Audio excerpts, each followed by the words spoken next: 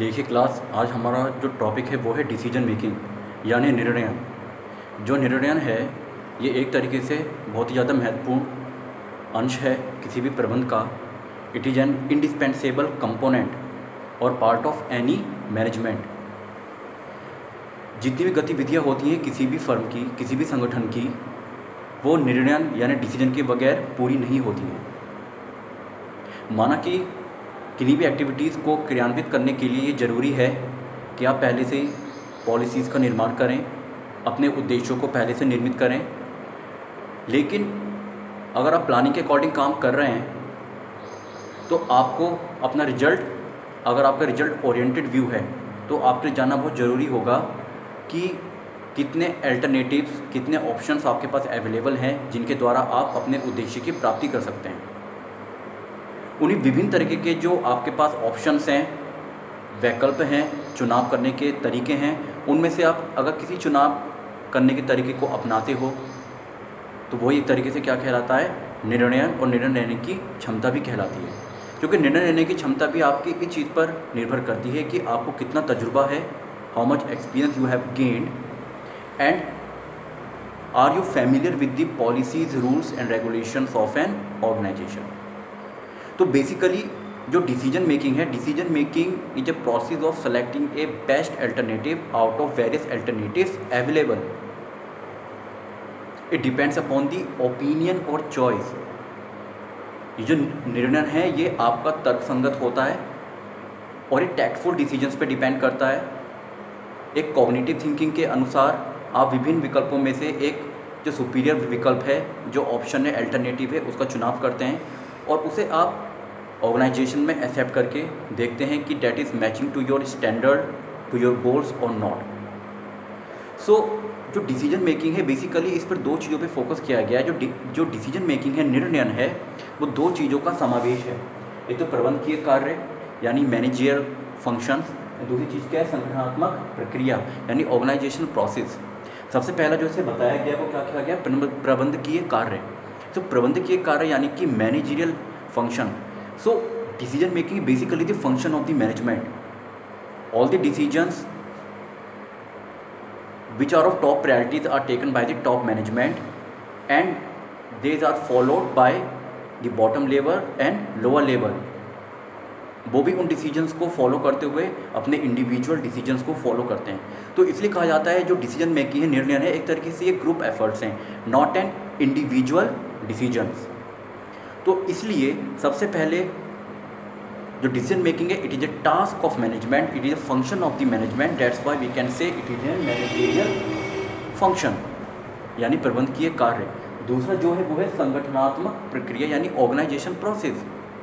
सो आपने अगर अपना निर्णय लिया है और जो आपका टास्क है, आपका फंक्शन है, आप मैनेजर हो, तो एक तरीके से आप क्या कर रहे हो, उसको फॉलो करते हुए आप डिफरेंट टीम मेंबर्स या कोऑपरेटिव बेसिस पे अपना निर्णय को आप क्या कर रहे हो, आगे बढ़ा रहे हो। और जो जितनी भी आपके विभाग हैं, एक तरीके से एक प्रोसेस के थ्रू, एक सिस्टम के थ्रू उसके अनुसार काम कर रहे हैं और हर जने को अपनी क्रियाओं के बारे में पहले से आभास है कि उसे क्या करना है, what he have to do, where he have to do, and what decision he or she has to take and in what condition. तो डिसीजन मेकिंग बेसिकली ये परिस्थितियों के हिसाब से भी आपको बताता है कि कहाँ पे हमें किस तरीके से डिसीजन लेना है, कौन सा बेस्ट ऑप्शन है, अल्टरनेटिव है। इसलिए इसके कुछ फीचर्स भी हैं, जैसे कि कहा जाता है कि डिसीजन मेकिंग जो है, निर्णय एक तरीके से तर्कसंगत और निर्णय लेने की क्षमता को दर्शाता है, यानी it is the cognitive thinking and logical mind to take decisions. दूसरी चीज़ ये सार्वभौमिक है, क्योंकि जब ऑर्गेनाइजेशन प्रोसेस में बात करूँगा तो it pervades at every and all functions of management. तीसरी चीज़ क्या है कि we are taking decisions as we are bind to achieve our objectives, we are bound to achieve that. हम जो डिसीजन ले रहे हैं तो इसका मतलब हम डिसीजन इसलिए ले रहे हैं क्योंकि हमें अपने उद्देश्यों की प्राप्ति करनी है, ये चीज़ इसमें बताई गई है। अगली चीज़ क्या आती है कि डिसीजन जो है, निर्णय जो है, वो एक तरीके से विभिन्न जो विकल्प आपके पास मौजूद हैं, various alternatives available to you, उसमें जो सबसे बेस्ट अल्टरनेटिव है उस ऑप्शन को आप क्या करेंगे, चूज़ करेंगे, and that will your good decision to implement your objective and to fulfil your objectives and goal. तो इसलिए ये चीज़ बताई गई है कि उद्देश्यों की प्राप्ति हेतु जो सबसे अच्छा विकल्प होता है उसको किस हिसाब से आप देख रहे हैं। वो ऑब्जेक्टिव जो हैं आप अचीव करना चाहते हैं, वो टाइम फ्रेम, स्पेसिफिटी, ऑब्जेक्टिविटी को भी फुलफिल कर रहे हैं, तो उन उद्देश्यों की प्राप्ति हेतु आप कार्य क्या कर रहे हैं, तो ये चीज़ इसमें बताई गई है। अगली चीज़ क्या है, जो आपने विकल्प चुना है या जिस विकल्प को आप चुनते हो, द अल्टरनेटिव यू एक्सेप्टेड और you acknowledge it, then you have to follow that कि दोज अल्टरनेटिव्स और those options are meeting according to your standards और नॉट। क्या आपके उस पर वो खरा उतर रहा है या नहीं उतर रहा है, या उसके लिए आपको और किसी चीज़ के डिसीजन लेने की रिक्वायरमेंट है, कुछ अल्टरनेटिव सब्सिडरी प्लान बनाने की रिक्वायरमेंट है या नहीं। बेसिकली ये प्लानिंग के बाद का ही तरीके का प्रोसेस है, क्योंकि प्लानिंग के बाद आप क्या करते हैं, आपको एक बेस्ट कोर्स ऑफ अल्टरनेटिव का चुनाव करना होता है। तो बेस्ट कोर्स ऑफ अल्टरनेटिव के चुनाव में जो प्रक्रिया अपना रहे हैं वही बेसिकली क्या एक तरीके से डिसीजन मेकिंग ही कहलाता है। अगली चीज़ क्या है कि इसमें ये जो डिसीजन मेकिंग निर्णय जो है ये परिस्थितियों के हिसाब से चलता है, यानी किस कंडीशन में आपको कौन सा डिसीजन लेना है, कौन सा निर्णय लेना है, तो ये उसी बात पर डिपेंड करता है। तो इसलिए एक तरीके से कहा जाता है कि डिपेंड्स ऑन दी कंडीशंस। अगली चीज़ क्या है कि डिसीजंस को अफेक्ट करने के लिए बाहरी और आंतरिक दोनों तरह के परिवेश हैं, वातावरण हैं जो डिसीजंस को अफेक्ट करते हैं। तो इसलिए डिसीजन जो होना चाहिए वो फ्लेक्सिबल होना चाहिए। कंडीशन के हिसाब से अगर डिपेंड कर रहा है तो इट मीन्स ये डायनामिक है, इसमें बदलाव होने की चांसेस हैं, और ये फ्लेक्सिबल भी है। कैसी सिचुएशन होगी किस हिसाब से आप चिंतन करके उसमें कौन सा निर्णय ले सकते हो और आपकी इसकी क्षमता क्या है करने की कैपेसिटी।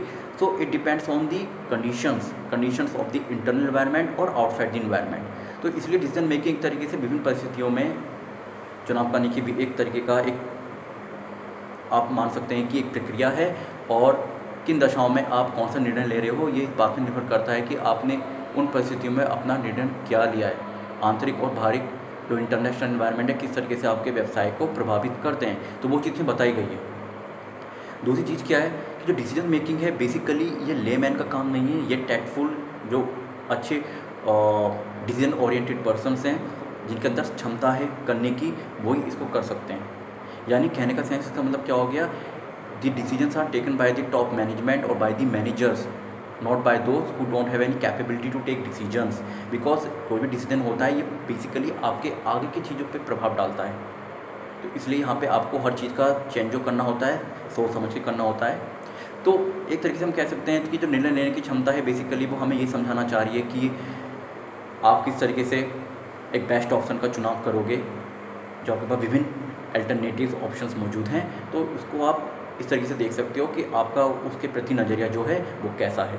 तो इसलिए इसमें टाइम फ्रेम कॉन्स्टेंट भी है कि यहाँ पे समय के हिसाब से भी किस समय में किस दौरान आपको कैसा डिसीजन लेना है इस बात पर निर्भर करता है, और how you have take the decision in that particular situation in that particular time also matter. तो इसलिए इसके बारे में आप थोड़ा समझ लीजिए और कॉन्सेप्ट में इसके बारे में थोड़ा आप पढ़िए। Thank you.